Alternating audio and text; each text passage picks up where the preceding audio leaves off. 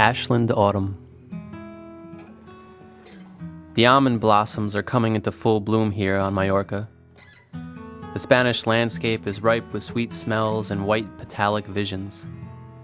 This reminds me of my favorite time of year in North America, the autumn harvest. One day in late September of 2005, as I was walking through the Mission to work at the Raw restaurant, the wind blew, and I smelled apples ripening on bountiful trees up in Oregon and Washington.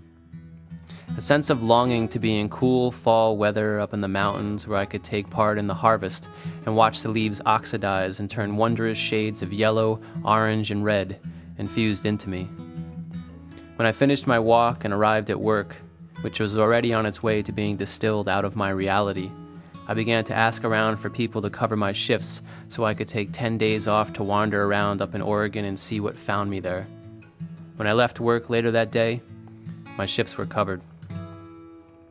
In order to raise money for my harvest trip, I held a harvest dinner. I cooked a 5-course organic vegan dinner for 12 people in the grand dining room of the house I was living in. I decorated the table with leaves, pumpkins, squash, apples, and autumn flowers. All of the food and wine came from local organic farms. My friends and acquaintances placed their monetary donations in a hollowed-out gourd.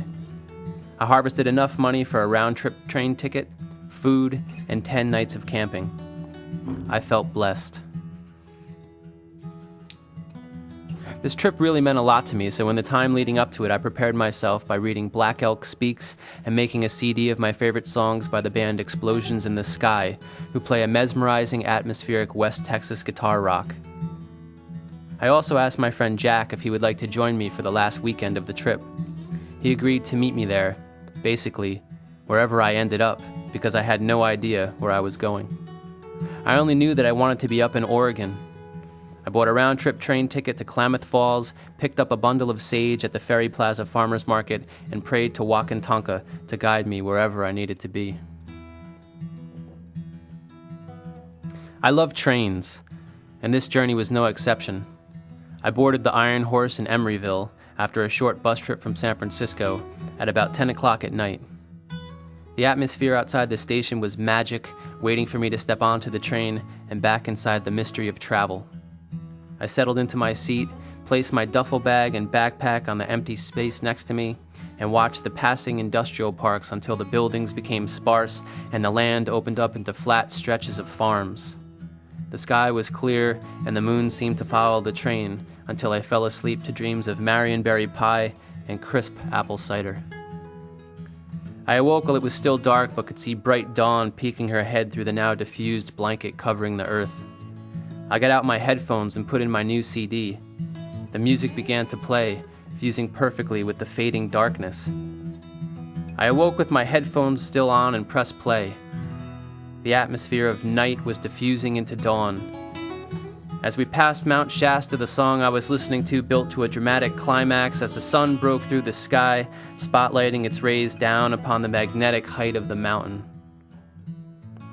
There is no amount of money that could buy for me the moment I spent on that train, passing Mount Shasta at dawn with my headphones on. I felt all of the emotion of the previous year of learning and healing. It broke loose and went flooding through my body, releasing up and out into the aura of that illustrious mountain. I let my emotion flow from within me, while outside my window Mount Shasta emanated her golden glow. In a little while, the other passengers began to stir as the cabin was flooded with morning light. There is an intimacy that builds on a train between passengers after they have spent the night together stealing through small, dusty towns and hinterlands known only to the hawks and field mice among brushy midnight fields. Upon waking, you feel a camaraderie with those who traverse the land in this slow, time-honored way. A train is grounding. It allows you to slowly feel the length of the journey connecting to itself through winding track distance. Your consciousness is allowed to gradually adjust and expand with the land to the oncoming location. The train pulled into Klamath Falls in mid-morning. A few of us got off and stretched our legs. The town was desolate save for one man standing next to a van. "Do you want to lift on the Bend Express?" he asked. "Sure," I replied. One other guy agreed to a ride as well, so the three of us headed off together towards Bend. I had heard of Bend. I knew there was a hostel there that would probably have free beds, this being midweek and all. The driver was a salmon fisherman and a salmon smoker. He gave both of us a piece of salmon jerky. It was chewy, salty, and made my mouth salivate. The driver told us that during fishing season he catches a few 100 pounds of salmon, and that income, along with driving this shuttle, sustains him. His sons were also salmon fishermen, he said with a smile. He was very proud they had followed him into the family business. He let me off on a main road a little outside of downtown because the other man was in a rush to meet some people at a hunting lodge. I walked about a mile with my backpack and duffel, passing under a wonderful graffitied railroad trestle, and eventually wound up at the hostel. It was a converted hotel, restaurant, microbrewery, and hostel with colorful murals adorning the memory-soaked wooden walls. I would be the only guest in the hostel tonight. The space was large, with 12 beds. I picked one and stored my bags in the locker. I wandered around Bend for a while and stopped at another microbrewery with an outside garden area. When I was in Berlin one summer, I developed a love for beer gardens. I had chosen a porter on this, the first day of my trip, because I wanted that chocolate caramel chewiness to swirl around the inside of my mouth. As I sat and drank my beer, the sun began to show signs of waning.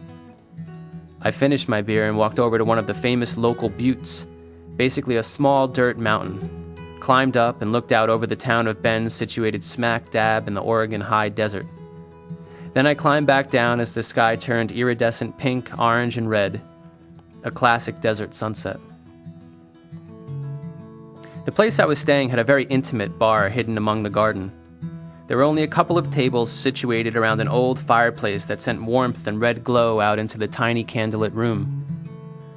Earlier, when I was walking around the town, I had gone into an esoteric shop and for some strange reason noticed a flyer for a local girl who gave tarot card readings. I gave her a call and we agreed to meet at this magic little hideaway at the booth closest to the fireplace. I had only had one tarot card reading in my life. It was the last time I lived in St. Augustine right before moving back to San Francisco to attend holistic health school. That reading had bewildered me because the cards and the guy interpreting them seemed to know everything that was going on in my life at the time. I was also a very open and willing participant in that reading, and I think that had a lot to do with it. Any space can be a signpost if you are open to reading the signs. This Bend tarot reader was young, maybe in her early 20s. She was a go-go dancer who did tarot readings whenever spirit moved people to find her. She loved doing tarot readings and only charged $10 for them. She did not like dancing and was thinking about working at the local movie theater instead, but, she explained, the money is much better at the club. The few other patrons in the place were guys, and they kept looking over at us. I guess they had never seen a go-go dancer doing a tarot reading at a bar before. This reading was more obtuse than acute, though. It gave me an overall view of what exactly my life was at that moment, what this trip was. It was a preparation, a ceremonial make-ready that would infuse me with the power for more demanding situations later with regards to an ultimate distillation. That's what I got out of it anyway. More than anything, she was entertaining and we both truly enjoyed ourselves. Then, she left, and I finished my amber ale and headed back to fall asleep in my huge, empty room, which little did I know was filled with dreams and omens. That night I dreamt of a large white horse walking through a small field to a clear spring. The horse dipped his head down and drank of the water. There was steam rising from the pool. Then, the horse looked back at me and slowly walked up into the mountains. As I walked towards the edge of the field, I came upon a place saturated with blackberry bushes. In front of me, a small mountain path ascended in switchbacks. Then, I woke up. In the morning, I took a stroll around Bend and decided to leave. My night had been fruitful, but my intuition said to move on. The bus station was about a mile away and took me about 20 minutes to walk over there with my bags slung on my back. I perused the schedules and bought a ticket to Salem. This journey would take me over and through the mountains to the eastern side of Oregon. Then, in Salem, I would transfer from my small bus to a larger one and head down to Medford. Fate and luck were on my side. There was only one other passenger on my small bus. I sat there in awe as we rolled through little mountain towns and then up and over and down the mountains again. At one point, I thought I saw two hawks waltzing in the sky. When we arrived in Salem, the bus station was fairly empty. I had an hour to pass, so I strolled around the quaint downtown, bought some fresh bread, and sat down and ate in a park.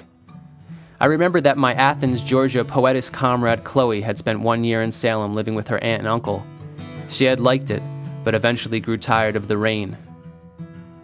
The bus from Salem to Medford was packed with people going down to San Francisco and Los Angeles.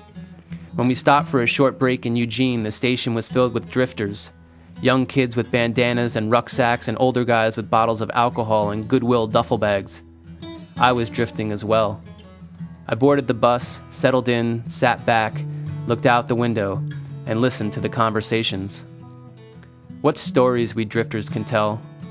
There was no need for my headphones. I had all the entertainment I needed for hours. We pulled into Medford at a little after 9 o'clock at night. I walked off the bus and grabbed my rucksack from the underneath compartment. I looked out into the street. I was just about to sit down against a building and ponder my situation in the fresh moonlight when a very young, pretty girl asked me, "Well, what are you going to do now?" "Are you talking to me?" I asked. "You're the one looking perplexed, aren't you?" Not only was this girl very pretty, but she was intelligent and had a sarcastic sense of humor. As a Jersey boy, I appreciated that. "I haven't figured that out yet," I answered. "Well," she said, "I came here to collect my sister, and now I'm heading off to Ashland. Would you like to go?" Ashland. My friend Michael Murphy had told me that he had once come across this town on a trip up the coast from San Francisco. He told me it was quite charming and had a nice downtown. I thought to myself for a second, yeah, I'll go to Ashland. That's good because that's where I'm going. She had an old, beat-up, small blue car. The seat stuffing was spilling out and the seatbelts didn't work. But it was a ride with 2 young, pretty girls who had nomadic souls like mine. The girl driving was the older sister of the girl riding in the back. The girl driving lived in Ashland. The girl riding in the back had just moved here from the mountains of Tennessee to live with her big sister. Where were their parents? Who knows? They were here, giving me a lift. "So where do you want to go in Ashland?" the girl driving asked. "I don't know. Are there any hot springs there?" "You're joking, right?" she responded. "Why?" "Because there's a great place right outside of town where I actually used to live for a while, and you can camp there or stay in a teepee if you like. It's a really special place," she replied. "Okay, let's go."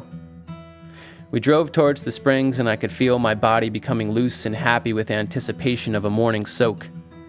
In a short time, we arrived. The girl driving gave me a hug and said, "Be sure and soak it all in. And in the morning, when you wake up, go and pick some blackberries for breakfast. There's tons of them out in the back of the property by the hills." I gave her a hug, and her sister slapped me 5 from the back seat, and they were off, and I had arrived. I could smell the minerals of the spring water in the air. I love that smell. The smell of elements commingling together, water, earth, air. I went into the office, which was about to close, and rented a teepee for the next 8 days. It was very reasonable and included use of the springs, the sauna, and the natural showers. As I walked to my lodging, I looked up at the moon and the stars, which I hardly ever saw in San Francisco. They were bedazzling in their clarity and luminescence. The moon was large and orange-tinted. The harvest was approaching. I could sense the apples vibrating on the trees. The teepee was fairly large and very tall, with an opening at the top that could be adjusted with 2 long poles.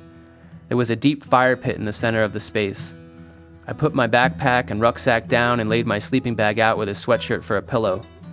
Then I retrieved a small flashlight from my backpack and headed out to scrounge up enough firewood to get me through what had now become a very chilly Oregon October night. Gathering firewood proved easier than I thought, and within about an hour I had a vibrant fire heating my teepee. I took out some sage and threw it onto the flames. The smoke smudged through me, cleansing all of the conversation I had heard on the bus trip out of my psyche and allowing me to be present with the fire and the sublime beauty of the smoke filtering out of the small hole at the top. The smoke was the essence of the fire burned and releasing up and back out into the wilderness. It was all a very deep, natural blessing bestowed upon me, a beautiful chain of events that led me exactly where I wanted to be, cozy by the fire, up in the fall, in Oregon. After a blissful sleep, I woke up and started a fire to boil some water for tea and keep me warm when I came back from my soak. In San Francisco, I had blended a very nice tea for myself: fennel seeds, cinnamon bark, sarsaparilla root, and saw palmetto berries. I sat by the fire on a little bench I had made from a wooden plank and 2 cinder blocks I had found the previous night while collecting firewood. I sipped my tea, letting the herbs infuse their flavor and sense of earth deep into my body. While partaking in my tea, I remembered what the girl who had given me a ride here had said about there being blackberries growing on the back of the property. I made my way out of the teepee into the dazzling morning light warming the valley. The air was crisp and friendly, tempered by the rays of the sun. After a short time, I came to a bunch of blackberry bramble growing along a small service road. There were tons of the tiny, dark, purple jewels clinging to the bushes. I plucked one from its root and put it in my mouth. I let it sit there, feeling its shape, its texture, allowing its color to saturate my tongue. Then I bit into the dark berry and it burst all over my taste buds, tart and sweet, like life in its most simple moments. All was right with the world as I stood on the side of the road in Oregon, picking and eating blackberries. All of a sudden, I remembered the dream I had at the hostel in Bend of the white horse dipping his head into the springs to drink and then heading off into a small switchback trail by a row of blackberry bushes. I looked around me. I was there. It all made sense. All of it. Life, the journey, arrival, what departure really is to one presently on their path, pilgrimage, travel, movement, stillness, roots, contemplation, fruit, harvest, autumn, the fall. I spent the next 5 days wandering around the small hills, soaking in the spring waters, hitchhiking into the quaint downtown, eating Marionberry pies, drinking soft and hard apple ciders, writing poetry, sipping local apple brandy, and partaking in various seasonal microbrews. Then my friend Jack arrived and we drank some homemade absinthe his girlfriend had made in our teepee into the wee hours of the night, watching the smoke from our fire journey up and out of the planted canvas shelter into the great holy hole of sky and universe, wrapping our bodies like a blanket inside this earthly dream of organic mystery and its individual incantations of wholeness and wonder. When I arrived back in San Francisco, I gave the Raw restaurant a month's notice. I had completed with that time in my life, with going undercover to understand the radical natures of small spaces and specialized languages, with acute practices. Life was, and had always been, open to everyone. No exceptions. It was big enough for all of us, yet infinitely intimate, if we allowed it to be.